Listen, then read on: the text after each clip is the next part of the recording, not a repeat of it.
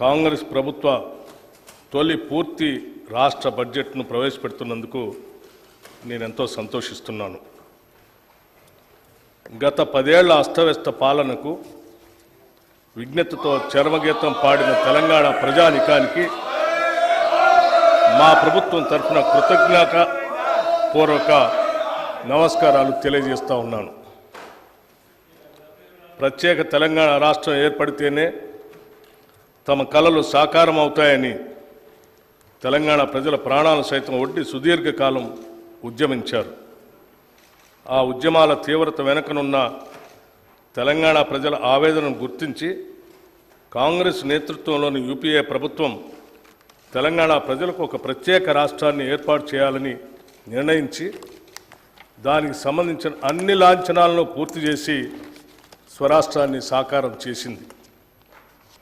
తెలంగాణ రాష్ట్రం ఏర్పడిన తర్వాత గత దశాబ్ద కాలంలో రాష్ట్ర పురోభివృద్ధి ఆశించిన మేరకు జరగలేదు. తెలంగాణ రాష్ట్రాన్ని బంగారు తెలంగాణగా మారుస్తామని ఒట్టి ఉత్తర కుమార ప్రగల్భాలు పలికిన గత ప్రభుత్వ పాలకులు అన్ని రంగాల్లో పూర్తిగా వైఫల్యం చెందారు. పురోభివృద్ధి అటుంచి రాష్ట్ర ప్రజల సంక్షేమం సన్నగిల్లింది, అభివృద్ధి అడుగంటింది, రాష్ట్రం అప్పుల పాలైంది.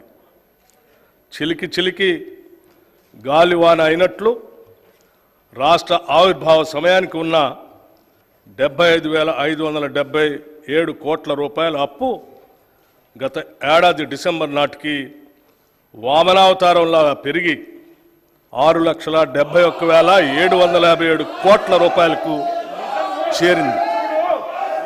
అంటే గత 10 సంవత్సరాల్లో తెలంగాణ రాష్ట్ర ప్రభుత్వ అప్పు దాదాపు 10 రెట్లు పెరిగింది. తదనుగుణంగా రాష్ట్ర అభివృద్ధి జరగలేదన్నది అక్షర సత్యం.